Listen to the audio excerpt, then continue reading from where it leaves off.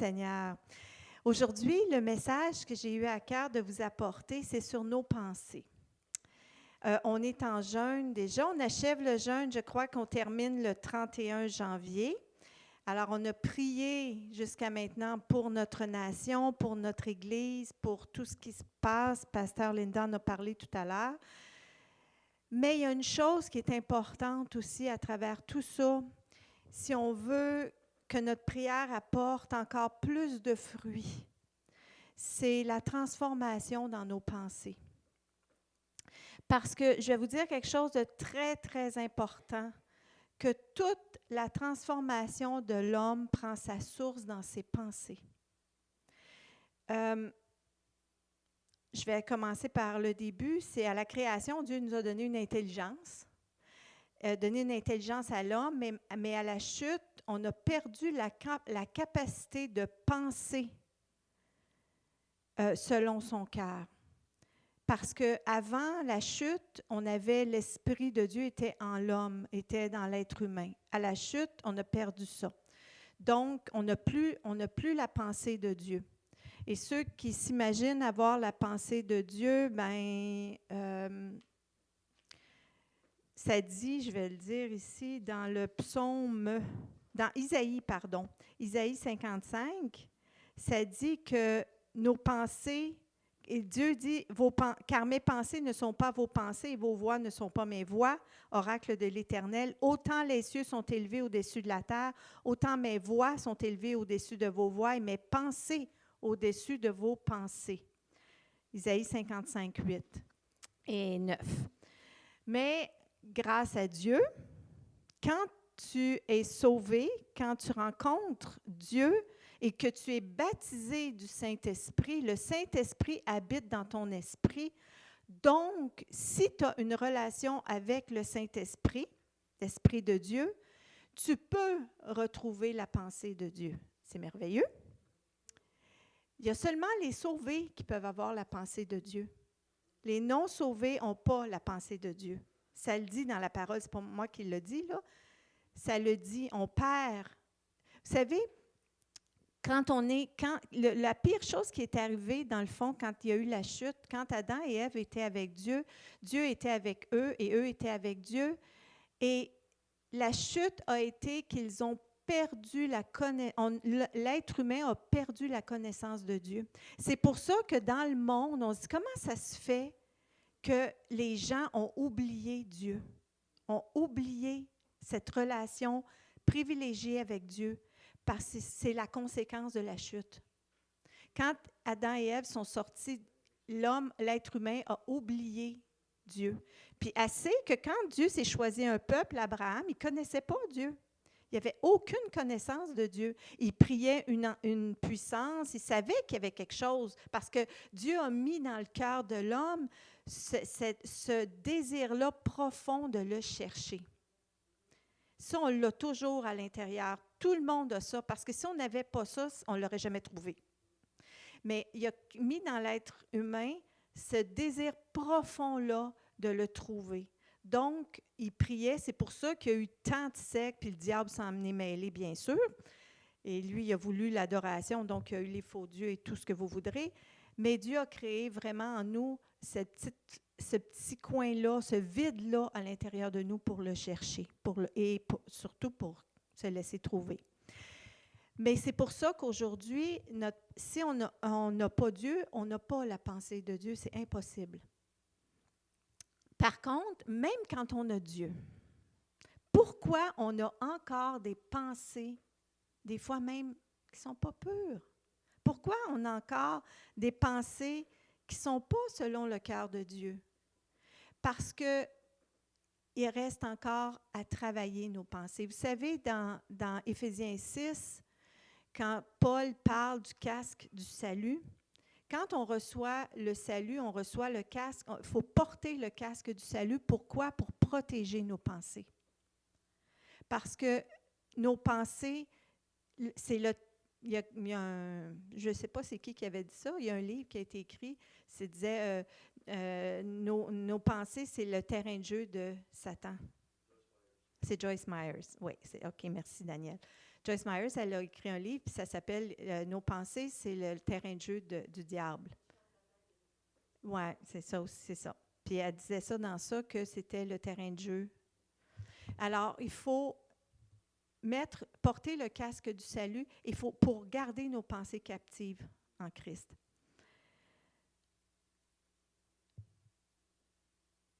La pensée de l'homme déchu se porte toujours vers le mal. Toujours, la pensée de l'homme va se porter vers le mal. On le voit dans Genèse 6, 5. Aussi bien celle qui concerne l'Éternel, dans Psaume 10, 4, que celle qui concerne leurs semblables, dans Matthieu 9, 4. Ça veut dire que peu importe que ce soit envers Dieu, que ce soit envers l'être humain, que ce soit envers n'importe quoi, si tu n'as pas le Seigneur dans ta vie, tes pensées, jour et nuit, peuvent être tournées même contre Dieu, contre tes frères, tes sœurs, contre quoi que ce soit même. L'Éternel connaît les pensées de l'homme, dans Psaume 94, 11. Il les pénètre de loin, Psaume 139, verset 2. Il a mis dans le cœur de l'homme la pensée de l'éternité, Ecclésiastique 3, 11. Il a fait connaître ses pensées à l'homme, Amos 4, 13. Mais l'homme préfère marcher au gré de ses pensées. On voit ça dans Isaïe 65, 2, Jérémie 18, 12, puis Éphésiens 2, 3. Donc, vous mettrez ça sur stop, puis vous irez écrire les passages. Allez lire ça. Ne pensant qu'aux choses de la terre, c'est ça, au gré de ses pensées, et ne pensant qu'aux choses de la terre, on voit ça dans Philippiens 3, 19. Ainsi, de mauvaises pensées sortent de son cœur. Matthieu 9, 4 et 15, 19. Je ne lis pas tous les versets parce que ça serait trop long. Mais même si nous sommes sauvés, les pensées dans notre esprit restent, elles, à sauver. Parce que notre âme, nos émotions, tout ça, ce n'est pas sauvé encore. Ça reste à travailler. Puis vu que notre âme n'est pas purifiée encore, bien, plus on avance, j'espère que plus on se purifie, mais il reste encore à purifier. Donc, nos émotions, des fois, vont pervertir nos pensées. Ce qu'on ressent va pervertir notre pensée, va donner une mauvaise perception des choses, puis va pervertir notre pensée. C'est ça qui fait encore qu'aujourd'hui, on a tellement, des fois, de combats dans nos pensées. C'est là qu'il ne faut pas laisser ces pensées-là. Le péché, la faute, ce n'est pas l'inquiétude, ce n'est pas la peur, ce n'est pas le fait d'avoir une mauvaise pensée, c'est de la garder puis de s'en nourrir. Si tu as une peur qui vient, Jésus a eu peur. Quand il était au jardin de Gethsémani, Jésus a eu tellement peur qu'il en a sué du sang. Ça veut dire qu'il a sué toute l'eau qu'il y avait, puis tout ce qui restait à suer, c'était du sang. Donc, il a eu une peur épouvantable, mais il n'est pas resté dans sa peur. Il a crié à son Père. Et son Père est venu à son aide, lui a donné la grâce de passer au travers la croix. Tout ce qu'il y avait à passer. Mais il n'est pas resté dans sa peur. Donc, la peur, ce n'est pas ça qui est le péché, c'est de rester dedans. L'inquiétude, ce n'est pas ça qui est le péché, c'est de demeurer dans l'inquiétude. Toutes les mauvaises pensées qui peuvent venir dans notre esprit, parce qu'ils vont en venir des mauvaises pensées, parce que le diable, il nous en murmure des mauvaises pensées. Ils vont pénétrer, mais c'est toi qui décides si elle va rester là ou si elle va sortir. Puis tu as l'autorité par la puissance du nom de Jésus, par la puissance du Saint-Esprit qui t'habite, tu as cette autorité-là de sortir ces pensées-là de ton esprit. Donc, quand vient une inquiétude, quand vient un souci, quand vient une peur, qu'est-ce que tu vas faire avec? Est-ce que tu vas crier à Dieu comme Jésus a été notre exemple? Il a crié à son Père, « Père, j'ai peur. » Ça me fait peur. « Père, je suis inquiète, on manque d'argent. Père, je suis inquiet parce que mon enfant est malade. Père, je suis inquiet à cause du COVID. Je suis inquiet à cause de la maladie. Je suis inquiet. Peu importe. Aide-moi. Transforme ma pensée en une pensée de foi. Transforme cette peur-là en foi, en prière, pour que ça se transforme en ta volonté. que je ne demeure pas dans ça. Vous savez, il y a plusieurs années, oh mon Dieu, on restait à Roxton Pond dans ce temps-là, on est déménagé à Roxton Pond en 1989. Mes enfants étaient tout jeunes. Danielle, elle a 41 ans et elle a 42 ans. C'est moi qui me trompe, elle a 42 ans, Danielle. Et, non, elle a 41, pardon. Et elle était toute petite, elle avait peut-être 8-9 ans. Et là, j'avais déjà quelques enfants et Daniel partait souvent dans d'autres pays, partait faire de l'évangélisation. Moi, je restais avec les enfants à la maison parce qu'on a eu 7 enfants. Donc, à ce moment-là, je devais en avoir 4 peut-être à la maison. Et j'avais tout le temps, j'étais toujours inquiète. Toujours inquiète qu'il arrive quelque chose. Mes enfants partaient pour l'école, puis j'étais inquiète. Il arrivait un petit peu en retard, j'étais inquiète. Daniel, il n'arrivait pas, comme il m'avait dit, il disait, je vais arriver pour le souper, il n'arrivait pas, j'étais inquiète. Il partait en voyage, j'étais inquiète. J'étais toujours inquiète. Et une journée, je vais toujours m'en souvenir, on avait une chaise berçante dans la cuisine, et j'étais assise dans la chaise berçante, puis j'ai dit, là, ça va faire. J'ai dit non. J'ai dit là, j'ai tant d'enfants, j'ai mon mari, j'ai dit, ils vont toujours partir. J'ai dit, c'est fini, je ne veux plus avoir cette inquiétude-là à l'intérieur de moi. J'ai dit, Seigneur, fais quelque chose, libère-moi de ça. J'en veux plus de cette inquiétude-là. Je ne veux pas m'inquiéter. Je veux avoir la foi que mes enfants sont en sécurité, que mon mari est en sécurité, puis que ta volonté s'accomplit pour eux quand ils sont à l'extérieur de la maison. C'est moi, à l'intérieur, je peux m'en occuper, m'en prendre soin, mais à l'extérieur, c'est toi qui s'en occupe. Et je te fais confiance. Parce que vous savez, croire, c'est faire confiance. Donc, je te fais confiance, Seigneur, que tu t'en occupes. Et c'est parti instantanément. L'inquiétude, elle est partie là. Et je ne me suis plus inquiétée. C'est sûr que ça peut m'être arrivé de m'inquiéter un petit peu pour une situation quand c'était vraiment grave, là, qu'il y avait une raison de m'inquiéter, parce que là, je n'avais aucune raison d'avoir de l'inquiétude. Mais ça m'est arrivé de m'inquiéter quand j'ai su que mes petits-enfants étaient malades ou qu'il y avait quelque chose, mais ça ne reste pas. Je prends cette inquiétude-là, puis je la donne à Dieu, puis je dis, Seigneur, maintenant, elle est entre tes mains, moi, je ne peux rien faire. Je ne peux absolument rien faire pour elle. Toi, tu peux t'en occuper. Pose ta main sur elle, prends soin d'elle. Occupe-toi d'elle. Toi, tu connais son âme, tu connais son esprit, tu connais son cœur. Va t'en occuper.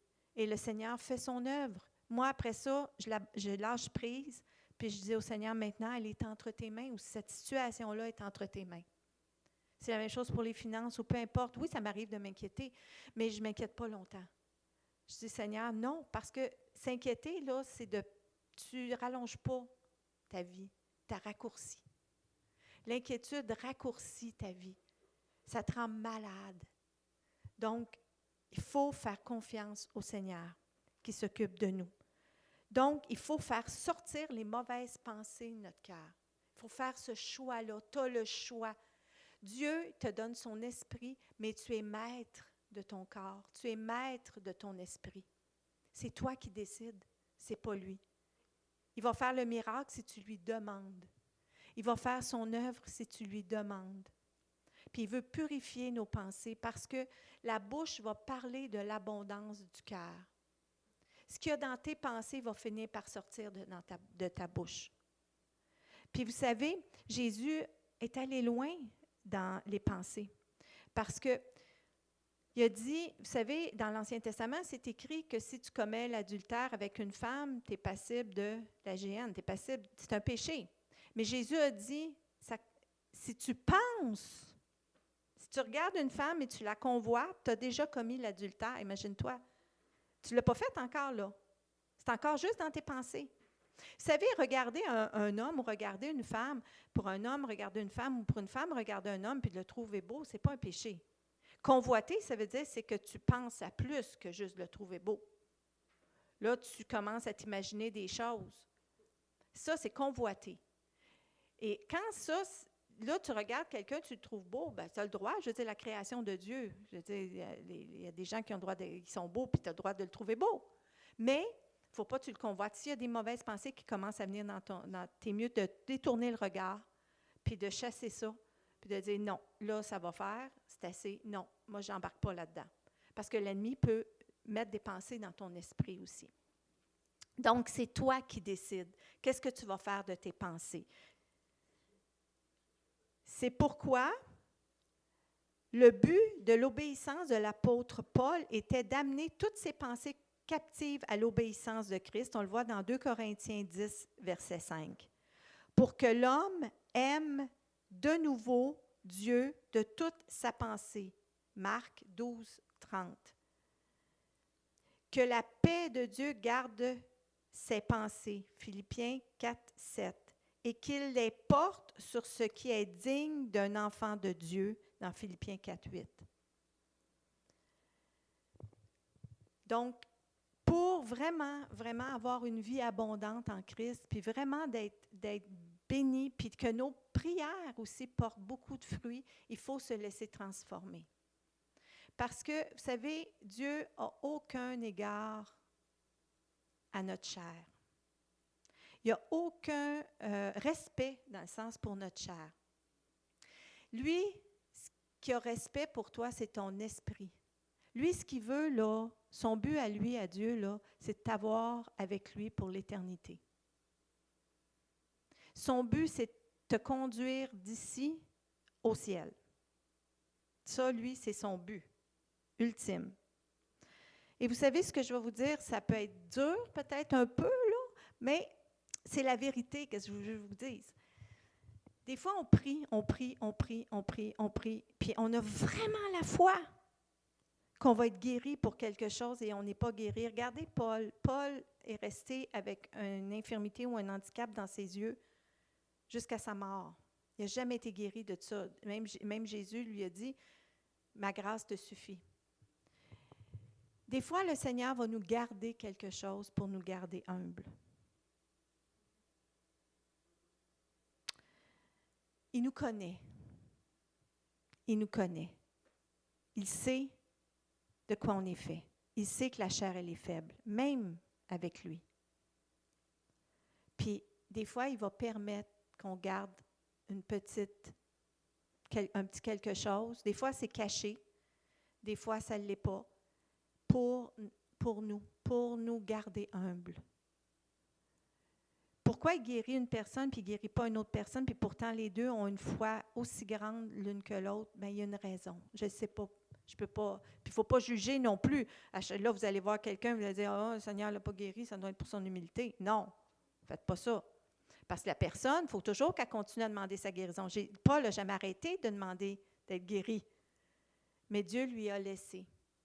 Job a été pendant des années avec quelque chose. À un moment donné, il en a été libéré, mais il a été des années. Il a perdu sa femme, il a tout perdu. Il a perdu sa richesse. On ne sait pas combien de temps exactement Job est resté dans cet état-là, mais Dieu a fini par le libérer de tout ça, puis ça se peut qu'un jour on soit guéri aussi. Mais ce n'est pas nécessairement un manque de foi parce qu'on a quelque chose. Mais il faut prier, peut-être qu'il y a quelque chose qu'il faut qu'il change dans notre vie. Fait qu'il faut dire au Seigneur, peut-être, « Bien, Seigneur, y a-t-il quelque chose dans ma vie qu'il faut qu'il change? Je me prends-tu pour quelqu'un d'autre? Mes pensées sont-elles en accord avec tes pensées? Est-ce que je fais ta volonté? Est-ce que je suis dans le bon chemin? Est-ce que j'ai choisi vraiment ce que toi, tu as planifié pour ma vie? J'ai-tu pris un détour? Suis-tu dans la mauvaise voie? » Si vous voulez, une des choses, si vous voulez savoir si vous faites la volonté de Dieu, posez-vous toujours la question. Vous décidez une journée, bon, moi je vais aller suivre un cours de ça, un cours de peu importe quoi, là, je ne sais pas, ça ne me vient pas l'idée. Posez-vous la question, c'est quoi le but? Puis ça vient de mon cher et tendre époux. C'est quoi le but? Tu veux suivre, tu veux faire quelque chose, c'est quoi le but? Est-ce que le but, c'est de m'approcher de toi? Est-ce que le but, c'est d'aimer encore plus mes frères, mes sœurs? Est-ce que le but, c'est pour te servir? Puis je pense que vous allez avoir votre réponse. Alors, lorsqu'on est sauvé, nos pensées sont encore des fois corrompues. Lorsque David a dit dans le psaume « Ô Dieu, crée en moi un cœur pur, renouvelle en moi un esprit bien disposé », il savait que ses pensées avaient besoin de salut. David était pécheur et pourtant il avait un cœur pur selon Dieu.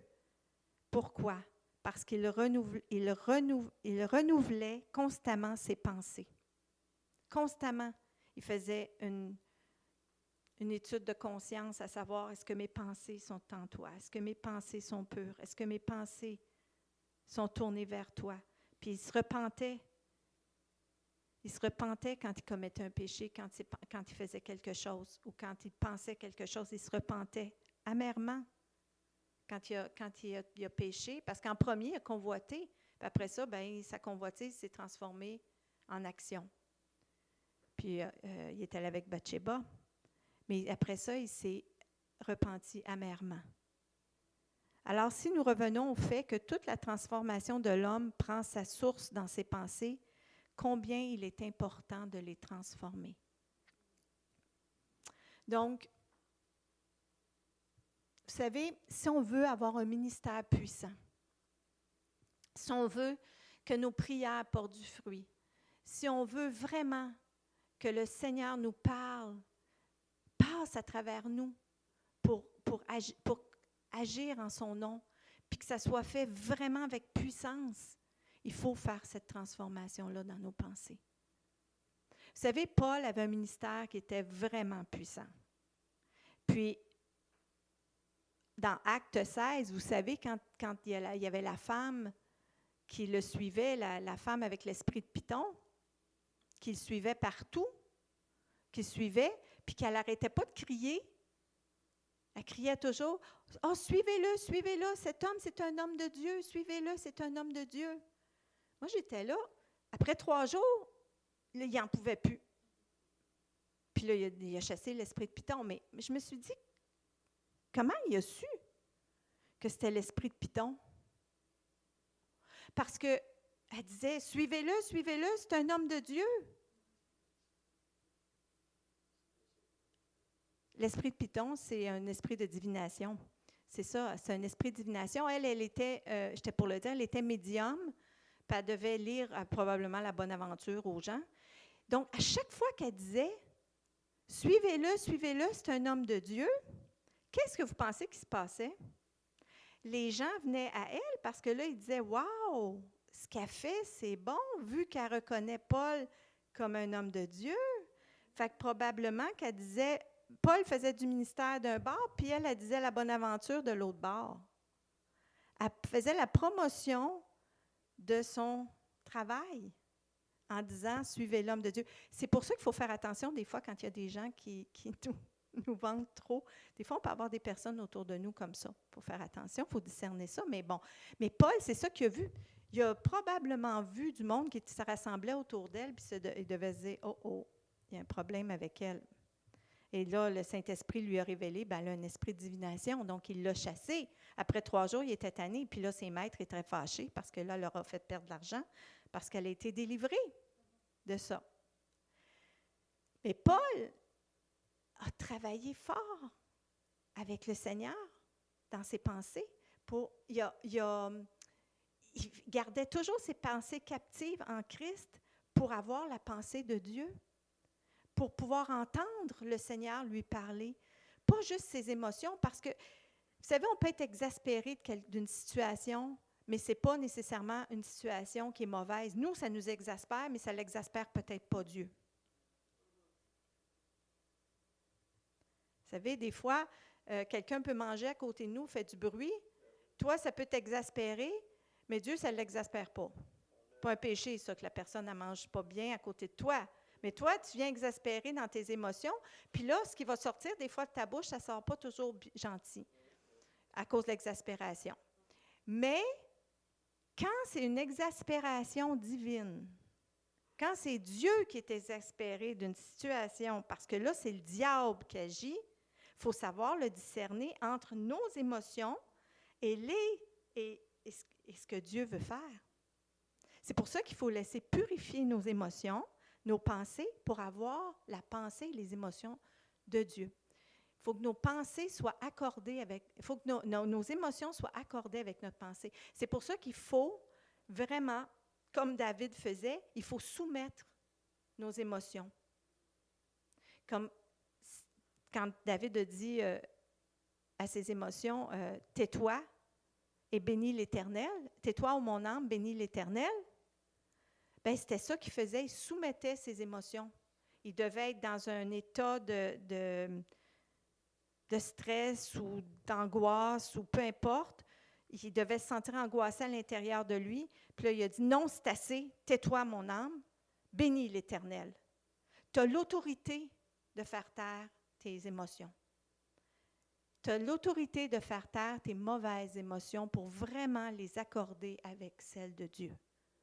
Tu as vraiment l'autorité pour faire taire tes mauvaises pensées, pour accorder ta pensée avec celle de Dieu. Parce que des fois, tu peux avoir une pensée négative qui vient dans ton esprit.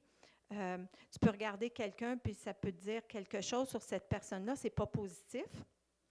Mais ça peut être le Seigneur qui te montre un péché de cette personne-là. Et là, il faut vraiment que tu écoutes le Saint-Esprit, puis la façon que le Saint-Esprit va vouloir le dire à cette personne-là, parce que tu n'arrives pas, puis tu garoches pas ça de même à une personne. Là. Tu vas prier, puis tu demandes au Saint-Esprit quoi faire avec ça. Mais ça peut être vraiment le Saint-Esprit qui te dit ça. Si le Saint-Esprit discerne qu'il y a un esprit mauvais dans la pièce, puis il dit tu vas chasser cet esprit-là, il ne faut pas que ce soit par tes émotions. Il faut vraiment que ce soit le Saint-Esprit qui te dise de le faire. Par contre, si tes émotions viennent en lien avec ton esprit puis l'Esprit de Dieu, ce que tu vas ressentir à l'intérieur de toi, c'est vraiment une émotion divine. Ce n'est pas une émotion humaine. C'est l'émotion transformée avec le cœur de Dieu. C'est vraiment le Saint-Esprit qui va faire réagir à l'intérieur tes émotions. Tu vas ressentir quelque chose qui n'est pas bon, puis c'est vraiment pas bon. Et là, tu ne chasses pas cette mauvaise chose-là. Là, tu vas demander au Saint-Esprit pourquoi. Lui va te le dire, il va te dire quoi faire et tu le fais. Alors, c'était ça. Donc, c'est pas tellement compliqué. Si on veut avoir vraiment une vie dans l'autorité que Dieu nous a donnée, avec l'obéissance au Seigneur, bien, ça commence par nos pensées. Puis peut-être prendre le restant du jeûne aussi pour inclure ça dans votre prière, de demander au Seigneur, par la puissance de son esprit, par la puissance du nom de Jésus, de nous aider à discerner nos pensées, à refuser toutes les mauvaises pensées qui viennent dans notre esprit, qui sont des pensées de condamnation ou de destruction, ou si tu vis une inquiétude présentement, si tu vis une peur, si tu vis de l'angoisse, parce que ton inquiétude est rendue à l'angoisse parce que ça part d'une pensée, ensuite ça se transforme en inquiétude, ensuite ça se transforme en angoisse. Si c'est rendu à l'angoisse, ça peut être après ça du stress aigu, ça peut être du stress chronique. Et là, tu n'es plus capable de t'en sortir parce que tu es pris, ton corps, pas juste tes pensées, tes émotions, tout ton corps en entier est coincé dans ça. Bien, tu peux prier le Saint-Esprit qui t'habite pour lui demander de te libérer de ce stress-là, de cette angoisse-là, de prendre autorité, puis on va le faire tout de suite, on va prier pour ça. Moi, je voudrais prier, Saint-Esprit, pour toutes les personnes qui vivent de l'angoisse, du stress, de la dépression, du stress chronique. Au nom de Jésus, par la puissance du Saint-Esprit, je te prie de libérer ces personnes-là. Libère-les, Seigneur, pour qu'ils puissent retrouver la capacité de retrouver cette puissance-là dans leur esprit, dans leur pensée, de prendre autorité eux-mêmes sur ça. Donne-leur la liberté de faire le choix, de ne plus être liés. Je délie au nom de Jésus toutes ces personnes-là, de tout esprit de dépression qui s'est mis là-dedans parce que c'est allé trop loin. Libère-les, Seigneur, afin qu'ils puissent être libres de te prier et de retrouver la santé dans leurs pensées, la santé dans leur corps, la santé dans leurs émotions. Restaure, rétablis, Seigneur, l'ordre normal dans leur corps, dans leurs pensées, dans leur âme, dans leurs émotions. Pour qu'ils soient capables de faire le choix. Que ça ne soit plus ça qui les mène, mais eux vont mener ça. Ils vont avoir l'autorité. Ils vont être les gardiens de leur âme avec le Saint-Esprit.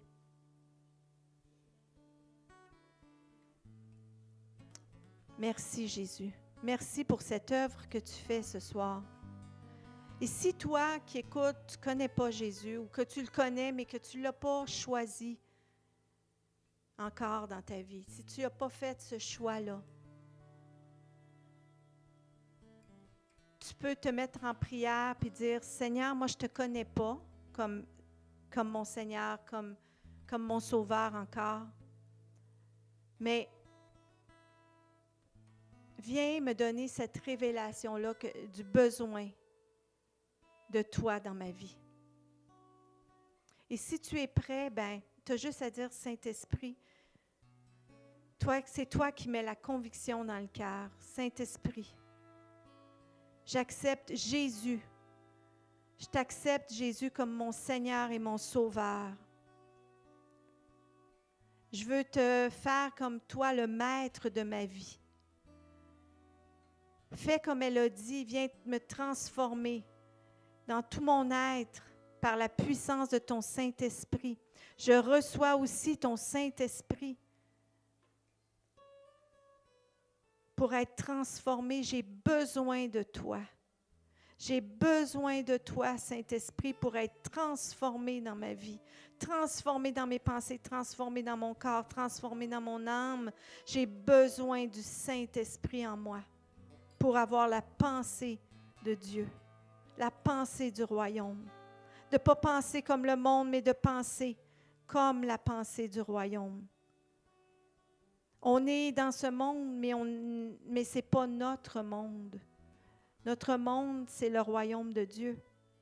Donc, notre esprit, elle est déjà, ça le dit, on est déjà assis auprès du trône. Quand tu es sauvé, tu es déjà avec Jésus. Mais il faut que tu aies sa pensée, il faut que tu lui demandes comment ça fonctionne, ton royaume. Comment ça fonctionne? Lis la parole, tu vas le voir. Lis le Nouveau Testament, Jésus est venu nous le montrer, comment son royaume fonctionnait. Et ce n'est pas du tout comme le royaume sur cette terre, comme ce monde. Il faut honorer nos autorités. Il faut prier pour nos autorités. Mais notre autorité suprême, c'est Jésus.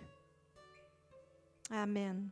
Alors, soyez bénis, transformés, changés. Si vous aviez enlevé le casque du salut, dépêchez-vous, remettez-le. On en a besoin pour notre transformation, pour garder nos pensées captives en Jésus. Amen. Alléluia.